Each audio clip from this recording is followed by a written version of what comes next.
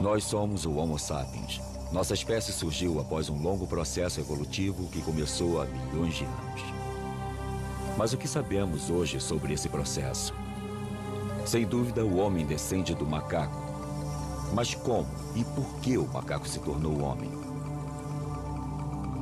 Achávamos que uma coisa estava certa. O macaco se ergueu sobre duas patas para sobreviver na savana. Assim, a adaptação ao meio ambiente era a força motriz da evolução. Mas hoje, numerosos fósseis começam a contradizer essa hipótese. Cientistas de várias áreas já estão chegando a uma conclusão diferente. A força motriz da evolução não é externa, mas interna ao ser humano. Uma nova teoria nasceu. Uma nova teoria que fala de uma história interna, de uma memória embutida, constantemente em ação dentro de nós. Nossas mandíbulas a confirmam. O Homo sapiens não é o fim da linha. Ainda estamos evoluindo. Mas estamos evoluindo para quê? Como será o Homo futurus, o homem que virá depois de nós? O homem do futuro.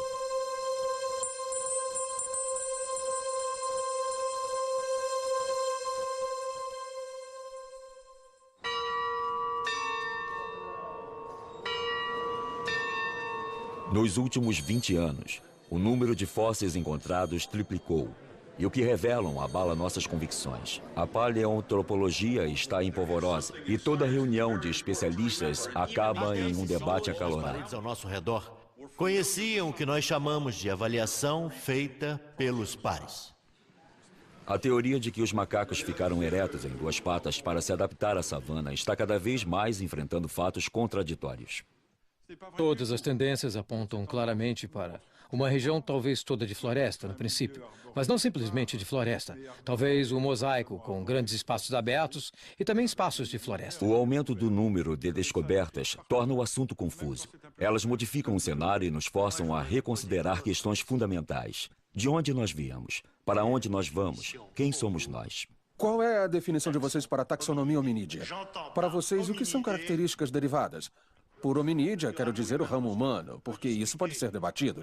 Temos colegas que também põem os chimpanzés e os gorilas no grupo hominídeo. As cavernas de Stegfontein são um dos sítios pré-históricos mais prolíficos da Terra.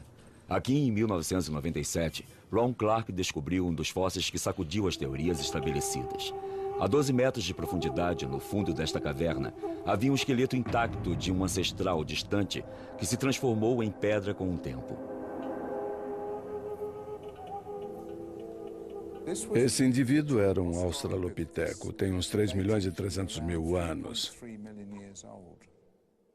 Ele morava em um ambiente de florestas e, por algum motivo, chegou perto demais da entrada de um buraco que levava ao fundo desta caverna.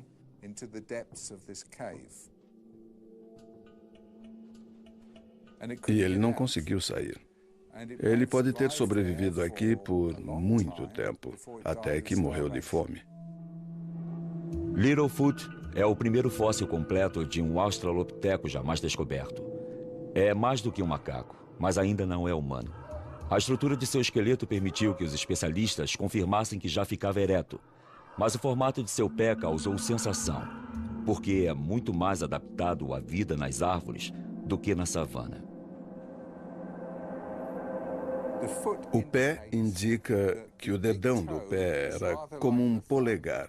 Eu quero dizer, ele podia se mover um pouco para longe dos outros dedos. Ele podia fazer assim. E isso também seria útil para ajudar o indivíduo a subir em árvores. Considerado um dos pioneiros da paleontologia moderna, Philip Tobias dirigiu pessoalmente as escavações em Stegfontein por mais de um quarto de século. Para ele, o pé de Littlefoot está longe de ser a única prova de que o australopiteco vivia principalmente na floresta. Se a gente olhar para todas as provas dos restos de animais, dos restos de plantas e dos hominídeos dos sítios do sul da África, do leste da África, eles apontam para um bioma uma massa viva de criaturas, plantas e animais que não estavam ajustados à savana, não estavam adaptados a ela. Ao contrário, percebemos que são criaturas, tanto as plantas quanto os animais, que seriam bem adaptadas à vida de uma floresta. Assim, nossos ancestrais já ficavam de pé sobre duas pernas enquanto ainda viviam na floresta. Ninguém teria imaginado que isso fosse possível, porque esse fato crucial destruiria a hipótese que dominou as ideias sobre a humanização durante quase 30 anos. Por 30 anos, o Vale da Fenda, no leste da África, foi considerado o criador da humanidade, pois lá foi encontrado o maior número de fósseis de australopitecos. Foi lá que Donald John Hanson e Yves Coppens descobriram Lucy em 1974. Na época, ela era nosso ancestral ereto mais antigo. A East Side Story, ou hipótese da savana, se tornou viável na teoria. Ela afirmava que uma divisão no Grande Vale da Fenda separou os grandes macacos em dois grupos. Um ficou no oeste, na floresta, mas no leste o outro grupo teve que se adaptar a um novo ambiente, a savana. Para sobreviver e avistar os predadores, esses macacos tinham que se erguer para enxergar acima do mato alto. Essa hipótese atraente dizia que a evolução era motivada pela adaptação ao ambiente, mas descobertas recentes a puseram completamente em dúvida. A hipótese da savana, que foi sustentada por todo este tempo, ela é do meu tempo de estudante. Está morta. A hipótese da savana está ultrapassada. Abra a janela e jogue a tal hipótese da savana fora. Ela já não é mais sustentável. Daí, se essa não é mais a razão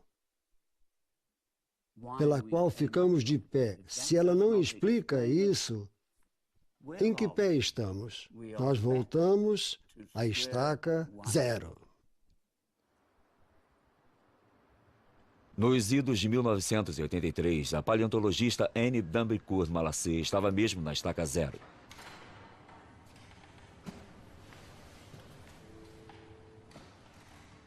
Como muitos de seus colegas, ela resolveu escrever sua dissertação sobre a evolução dos maxilares em nossos ancestrais fossilizados. Sua pesquisa exigia que repetisse um certo gesto muitas e muitas vezes. Um gesto aparentemente trivial, mas que levou a uma descoberta espantosa. Ela virou os crânios de cabeça para baixo.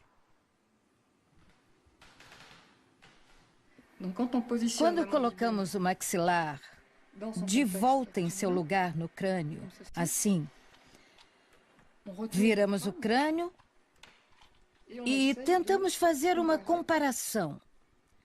Desta vez não dos maxilares, mas da base dos fósseis de um chimpanzé jovem, de um neandertal jovem e de um sapiens jovem. Ao virar os crânios, ela acabou percebendo que o que mudava do macaco para o homem não era apenas as proporções cranianas. Os crânios deviam ser vistos como estruturas móveis que chegavam a um novo equilíbrio ao evoluírem de uma espécie para outra. E a chave desse equilíbrio está por baixo. A novidade aqui foi perceber que, se a forma da mandíbula mudava, a forma da face mudava também. E isso se deve, antes de mais nada, a uma mudança na posição dos ossos da base. Ela não sabia na época, mas uma ortodontista tinha reparado na mesma coisa. Quando uma criança sofre um desalinhamento nos dentes, o responsável é o desenvolvimento do crânio inteiro. Você atende adultos também? Não, eu só trato crianças. Ao colocar nas crianças aparelhos dentais que fazem pressão diretamente na base do crânio, Marie-Joseph Deyer consegue recuperar o equilíbrio e tem muito mais sucesso do que simplesmente alinhando os dentes. Nós tratamos crianças de 6 anos e mais jovens ainda do que isso, porque parece muito mais simples intervir nessa idade. Intervir diretamente no próprio osso, no desenvolvimento dele. Na Europa, 70% das crianças têm problemas com desalinhamento de dentes e maxilares. Nos Estados Unidos, 80%. No Japão, 95%. E esses números estão aumentando sempre. Cada uma está registrando, medindo e analisando esse fenômeno. Ao longo da evolução, a base do crânio gira para baixo cada vez mais, e o desalinhamento dos maxilares das crianças de hoje pode ser explicado pelas diferenças que isso cria nos ângulos. Mas qual é a chave para essa flexão?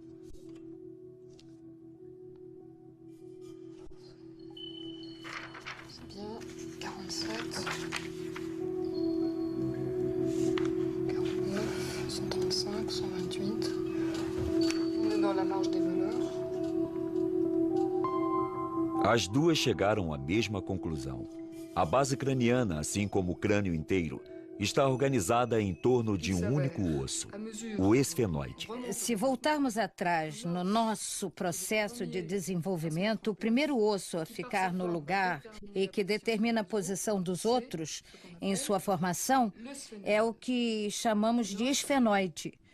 É o osso mais complexo e diferenciado no crânio.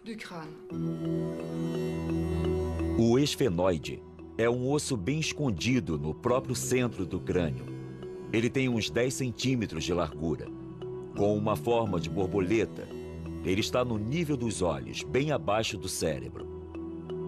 Este osso é o núcleo em volta do qual nosso crânio e depois nosso esqueleto tomam forma enquanto nos desenvolvemos. O osso esfenoide é o pilar central do nosso grande quebra-cabeças craniano. À frente dele está a região da fronte. Pelos lados, os ossos temporais e parietais. Por trás, tem uma série de ossos que se juntam à coluna vertebral e que determinam nossa postura trípode.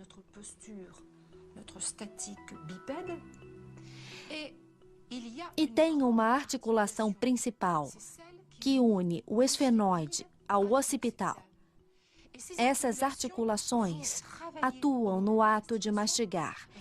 Elas se movem e absorvem toda a pressão, não só da mastigação, como do bipedalismo. Mesmo que tudo isto pareça sólido, a construção de cada osso obedece à mecânica de fluidos. Então, não temos simplesmente um bloco de ossos. O que temos é um quebra-cabeças que realmente vive, é dinâmico e se mexe. O esfenoide é a chave. A forma desse osso evoluiu durante milhões de anos. E a cada vez que se dobrou, levou ao aparecimento de uma nova espécie da família hominídea. O extraordinário é que o esfenoide mudou de forma 5 vezes em 70 milhões de anos, curvando-se um pouco mais para baixo a cada vez. Como podemos explicar a repetição desse fenômeno em intervalos de milhões de anos? Pela primeira vez, uma tendência única salta aos olhos. Uma espécie de fio narrativo que parece se estender na história de nossa evolução desde os primeiros primatas até o homem moderno. Em que ponto do desenvolvimento individual esse osso crucial fica no lugar? E como?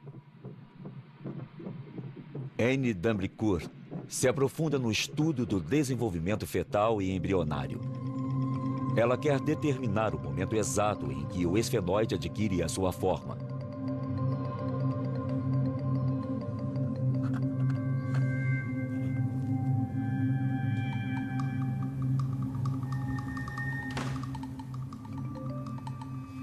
Ao examinar desde o período fetal e lendo tudo o que se escreveu, descreveu e publicou sobre isso e sobre a flexão da base, eu consegui localizar o momento em que o crânio se forma, em que a base craniana se forma. Ela se forma sozinha e o momento da flexão é muito aparente. Se dá entre 7 e 8 semanas. Em outras palavras, praticamente no fim do período embrionário, logo antes do começo do período fetal. O esfenoide é o primeiro osso a se formar no embrião. Nos primeiros dias de vida, ele é plano, como em todos os mamíferos. Então, o cérebro e o sistema nervoso começam a se enrolar e o esfenoide se flexiona e se modifica.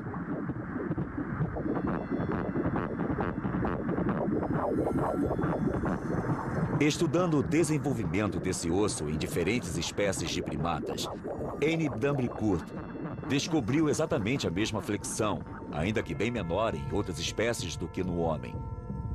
Como se fosse provocado pela mesma força, como se em algum lugar dentro de nós houvesse uma memória de nossa espécie, uma memória do caminho que a evolução seguiu.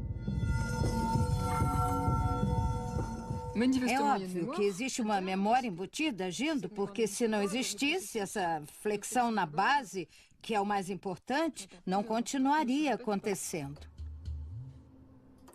Se por desventura o esfenoide do embrião não se dobra, é assim que fica o crânio da criança. É claramente inviável. O cérebro mal está formado e o maxilar é grande.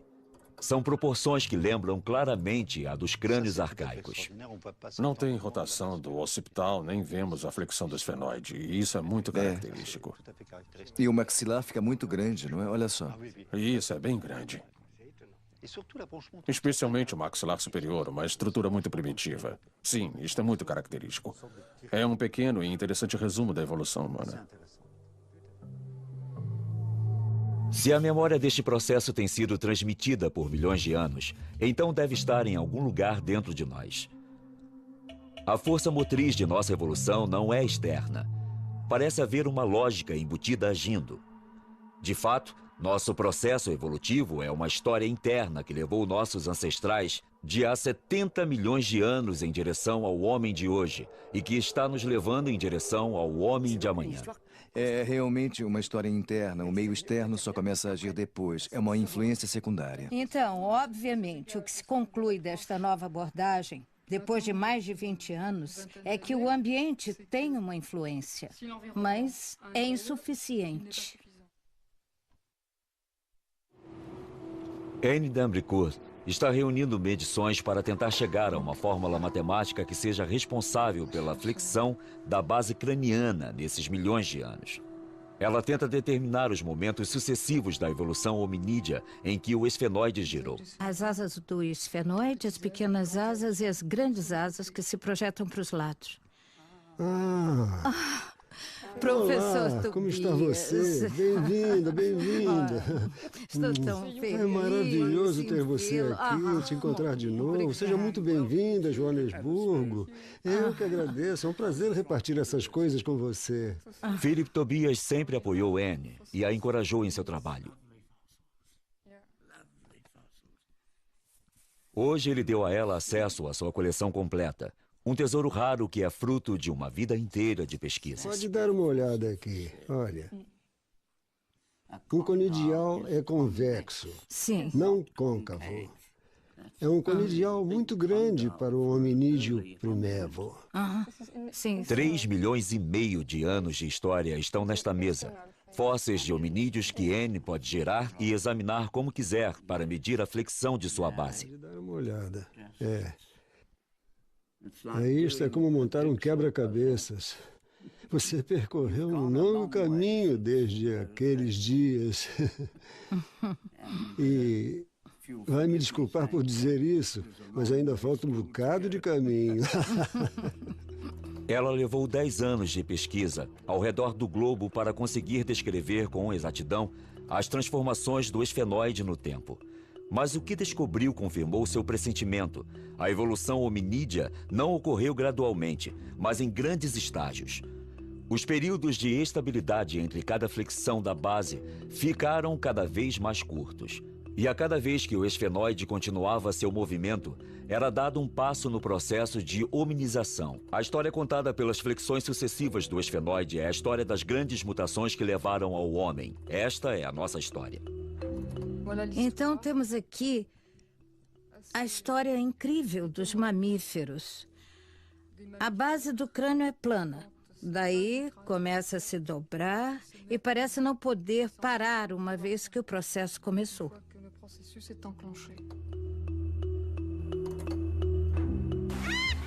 Esta história começou há 60 milhões de anos. As florestas de todo o planeta estavam cheias de proscímios, nossos ancestrais mais antigos. Esses lêmures de Madagascar são os últimos sobreviventes modernos dessas espécies. Eles são os primeiros personagens principais dessa história. Mas seu esfenoide ainda não se dobrou. Dá para ver que a base é muito comprida e plana. Esses proscímios já têm algo em comum conosco. Uma versão rudimentar da nossa mão, o polegar, que milhões de anos mais tarde se tornaria indispensável ao homem.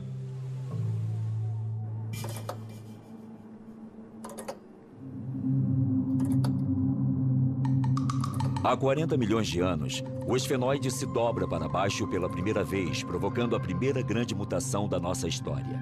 Este fenômeno não é encontrado em nenhuma outra grande família além da nossa.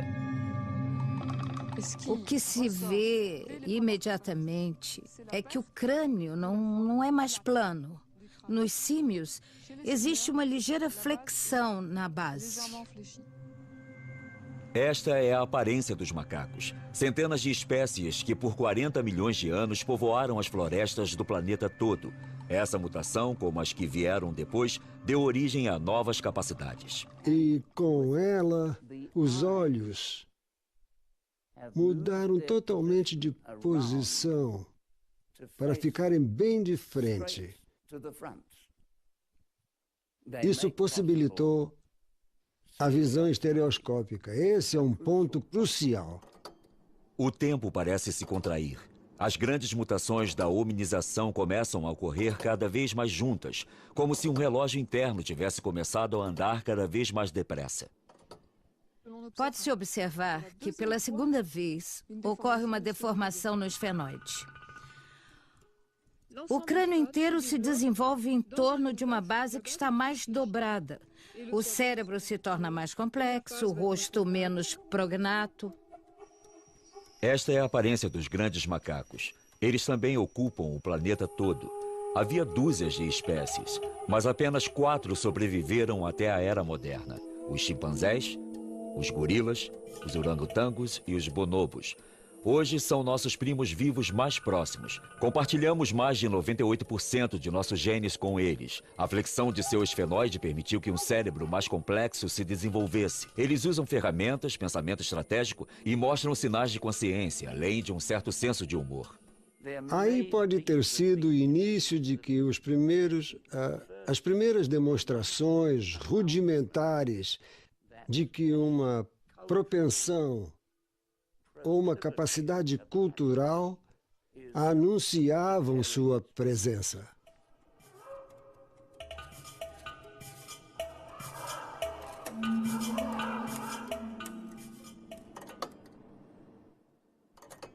O ritmo acelera de novo. Há 6 milhões de anos, o esfenoide se dobra uma terceira vez, sempre na mesma direção. Esta é a aparência do australopiteco. Eles não são mais macacos, mas também ainda não são humanos.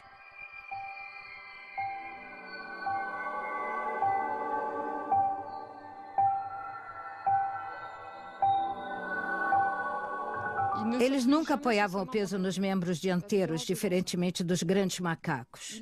Já tinham uma certa verticalidade, embora não como nós. A base de sustentação deles era diferente da nossa, então eles ainda não ficavam muito firmes e, quando caminhavam, ainda não tinham o senso de balanço bípede do homem moderno.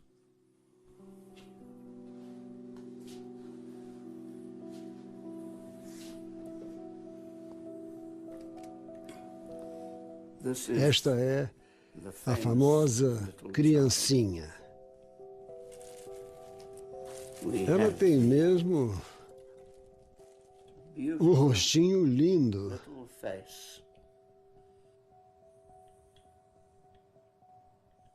Uma articulação perfeita. E voilá! O cérebro. O fóssil de Taung é um dos fósseis de australopiteco mais preciosos. Esta maravilha tem 2 milhões e 300 mil anos. Ela inclui o único fóssil já descoberto de um cérebro. Tem um volume de 500 centímetros cúbicos, muito menos do que o dos nossos, mas é mais complexo do que de um macaco. Esse desenvolvimento foi possível por causa de uma nova posição de seu O cérebro esfenoide. era a chave. Então, não só eles tinham esta mão que podia manipular ferramentas, como tinham um cérebro que dizia a eles o que fazer com ela. E um cérebro que dizia a eles como evitar um confronto com carnívoros. Então, eles se valiam de sua esperteza, de seu cérebro e da cultura que estavam desenvolvendo. Armado desses novos talentos, o Australopiteco se aventurou nas savanas vizinhas, provavelmente para caçar. Mas por outros 2 ou 3 milhões de anos, seu habitat foi a floresta e ele continuava a buscar refúgio nas árvores à noite. Talvez eles dormissem nas árvores por segurança, porque os leopardos geralmente não sobem em árvores altas, como os gorilas fazem hoje em dia e como os chimpanzés também fazem. Esse parece ser um novo tipo de paradigma para a verticalidade. Então, antes de descer para a Terra, talvez você já estivesse um pouco vertical, ereto, e desenvolvesse novos traços hominídeos que permitiam a verticalidade e o andar e correr em 2 pernas. O Australopiteco viveu por 4 milhões de anos. O gênero compreendia diversas espécies, mas o esfenoide era similar em todas. Sua inteligência permitia que fizesse ferramentas mais sofisticadas, mas nunca dominou o fogo. Seus fósseis são encontrados no sul, no norte e no leste da África, e parece que nunca deixou o continente. Essa criatura foi muito bem sucedida e se tornou, nós acreditamos, você e eu.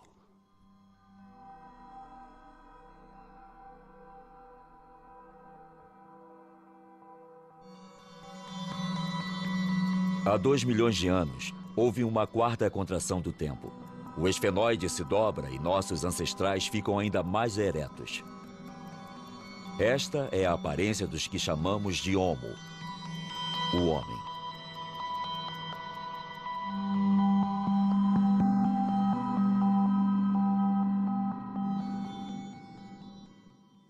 Sua pelve é diferente. As proporções de seus membros são diferentes. O homem é um caminhante, um corredor.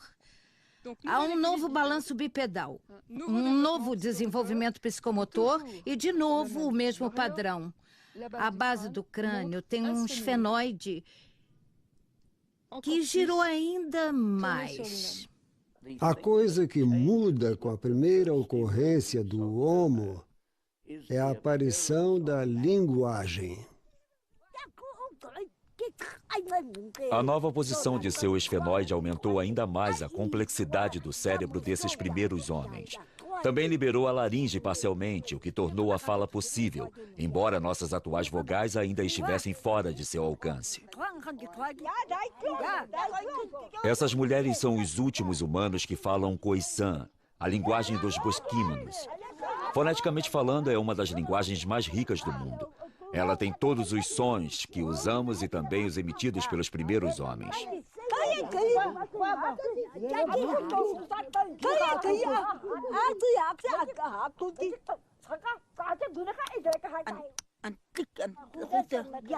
Tem um leque completo de estalos altamente desenvolvidos feitos com a língua e a boca, que substituíam as vogais na época. Tem o estalo dental, o estalo lateral, o do palato superior, o palatal, e o bilabial específico apenas desta língua.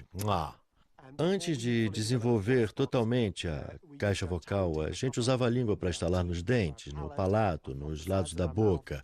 E isso não exigia vogais. Assim, você podia fazer distinções em uma linguagem bastante primitiva, usando esses sons contrastantes. Essas mulheres são os últimos seres que podem esclarecer como o homem começou a falar.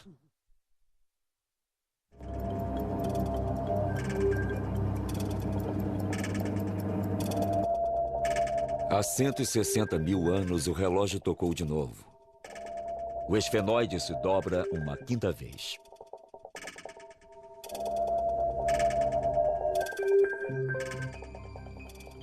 O cérebro se torna muito mais complexo. É mais bem suprido de sangue.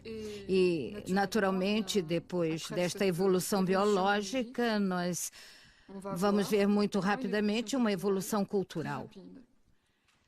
Esta é a aparência do Homo sapiens.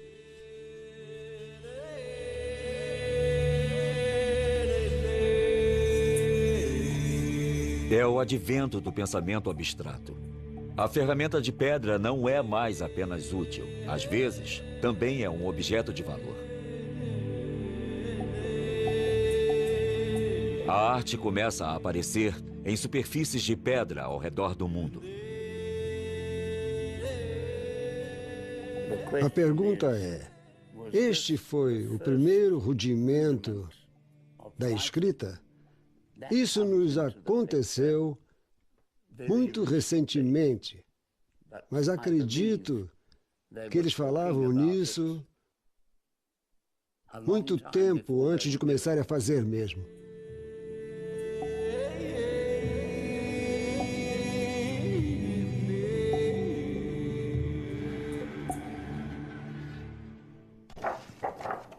O que é mais extraordinário na descoberta de Anne é que ela nunca põe em dúvida a classificação tradicional dos fósseis.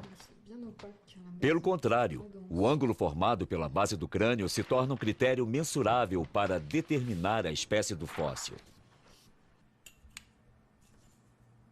Por exemplo, isso permite responder à questão levantada por Toumai, um crânio fóssil com mais de 6 milhões de anos e considerado como um membro mais antigo da família humana. Então, Toumai é um australopiteco ou ainda é um macaco? Anne só tem acesso aos moldes e às fotos de Toumai, mas ela consegue fazer medições e comparar os ângulos da sua base craniana com os dos fósseis que estudou. Esta base é comprida demais para um hominídeo. É um macaco deformado. Até o momento, com estes elementos, nada nos leva a crer que seja um hominídeo. Esta nova versão de nossa história também resolve alguns dos enigmas que as teorias anteriores tinham cada vez mais dificuldade em esclarecer. Um desses enigmas é como o homem populou a Terra. Sabemos que o Homo apareceu na África há 2 milhões de anos e que a deixou para colonizar o mundo. As teorias clássicas dizem que a evolução para o Homo sapiens ocorreu novamente na África há 170 mil anos. Então o sapiens teria tido de deixar o continente uma segunda vez para repopular o mundo, e outras espécies teriam tido que desaparecer misteriosamente. Este fóssil não é mais de um Homo erectus, é muito moderno. Ainda assim, toda a parte superior do rosto, a abóboda e tudo que constitui o cérebro deste feto, da criança e do adulto, ainda é arcaico. A estrutura frontal também é arcaica. Vejam só isso aqui. Isso fica bem claro no formato da parte posterior. Ela é bem arcaica, pouco arredondada. Também acho que é uma indicação bastante clara. Não só por essa forma, mas também por este ângulo. Aqui temos 2 precursores do homem moderno, porque o homem continuou a evoluir depois de emigrar e de se estabelecer em diferentes regiões do planeta. Isso explica a existência dos Dalis na Ásia e dos Neandertais em outros lugares. Existem 2 histórias diferentes.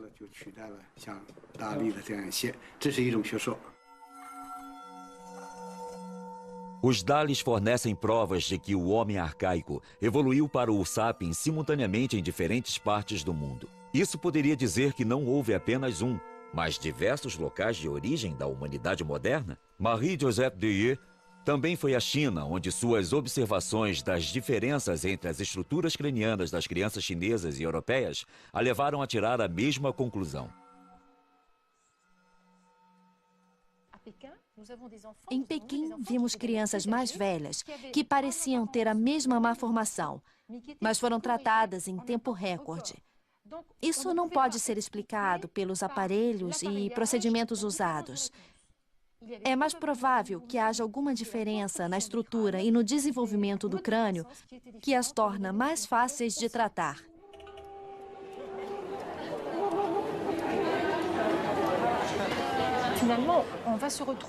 No fim das contas, vamos terminar com uma estrutura, um quebra-cabeças craniano, digamos, que não se encaixa do mesmo jeito. Depende se vem de uma origem europeia, de uma origem africana ou de uma origem asiática. Na minha opinião, é através de nosso estudo das crianças de hoje que viremos a entender como os vários locais de origem da humanidade se organizaram. Se realmente existiram vários locais de origem da humanidade moderna, então o Sapiens não precisou deixar a África uma segunda vez para repopular o mundo. Essa hipótese muda inteiramente o mapa de como os humanos ocuparam a Terra. O Homo realmente saiu da África há 2 milhões de anos, mas ele também evoluiu em diferentes regiões do planeta e um grande número de espécies se desenvolveu. Algumas delas, como o Neandertal na Europa e o Sinantropo na Ásia, desapareceram sem deixar descendentes. Mas outras, na África e na Ásia, deram origem aos humanos modernos simultaneamente. Então, como podemos explicar a lógica que leva o esfenoide e o crânio a mudar no mesmo modo no planeta inteiro? O que permite que essa memória exista e seja repassada?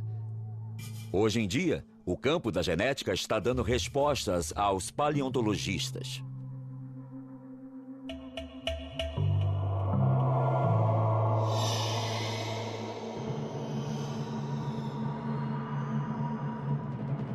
Existe uma causa recorrente e essa causa é genética. Quer dizer que está programada, é hereditária. Podemos localizá-la, está gravada, é interna, é transmissível. Está claro que a estrutura do cérebro e as contrações faciais são, sem dúvida, controladas por genes reguladores ou genes arquitetos. São genes OXs ou genes homeoboxes, como são chamados, que são genes que regulam e controlam o desenvolvimento embrionário individual. Este é o axolot, uma pequena salamandra aquática encontrada no México. Esta criatura permitiu que os cientistas elucidassem o papel dos genes reguladores. Ao injetar um hormônio que estimula um determinado gene desse tipo, o desenvolvimento do axolot pode ser significativamente alterado. Em poucos dias, as guelras dos 2 lados da cabeça começam a encolher. Encolhem cada vez mais e desaparecem.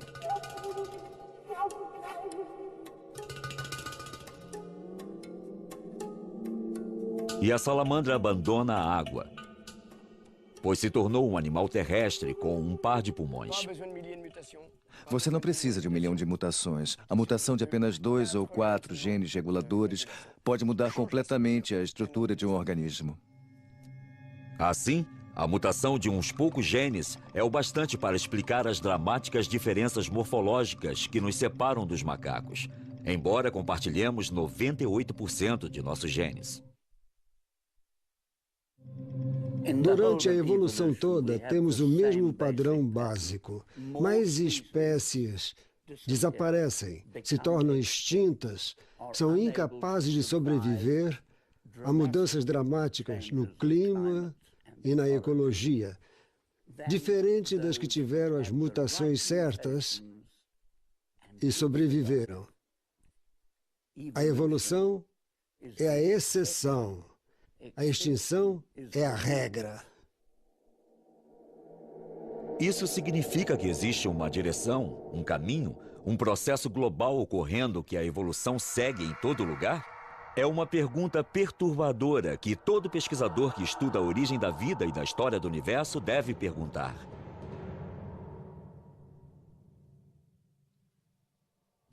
Estou convencido de que a história da vida se deu do mesmo modo como a simples matéria inerte evoluiu para a mais complicada.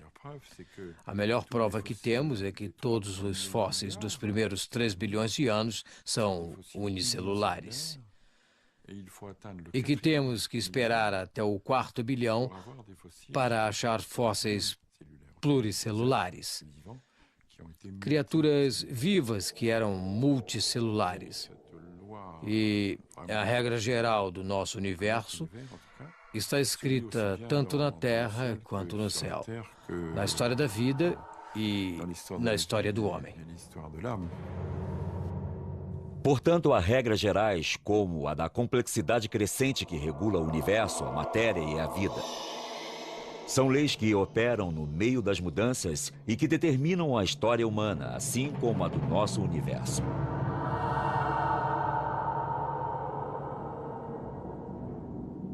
E seguindo esses caminhos, nosso esfenoide irá um dia girar de novo, dando origem ao homem que nos sucederá.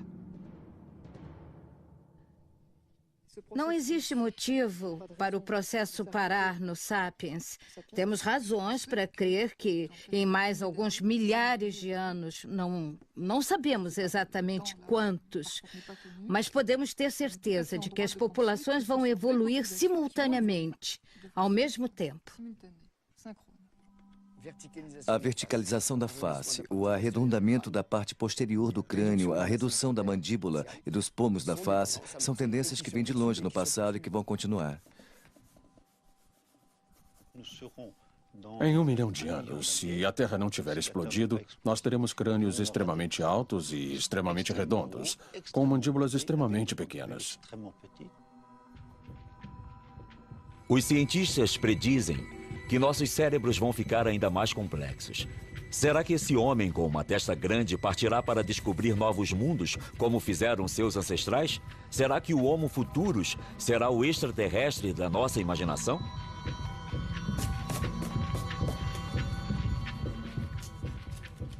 Podemos também imaginar um monte de aparelhos eletrônicos que serão colocados na nossa pele, por baixo da pele, dentro dos nossos órgãos, junto de nossos órgãos ou que os substituirão.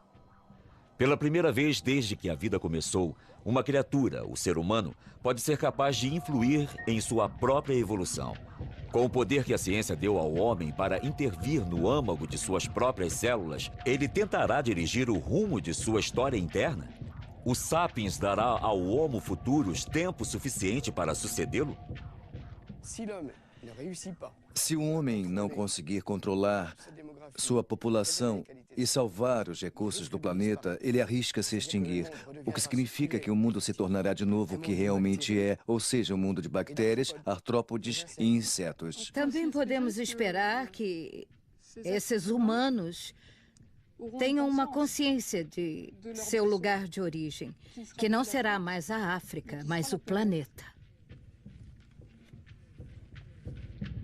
E o que ele fizer com esse cérebro, que será fundamental para a sua sobrevivência e sua adaptação. Essa é a mensagem verdadeira da evolução humana, a de ensinar às crianças a linguagem humana. Ensinar às crianças os mecanismos da sobrevivência e ensinar a elas as mensagens dos rituais e dos espíritos, do espiritual, que se tornaram e se tornam ainda muito mais importantes na sobrevivência do homem. Aí está o futuro.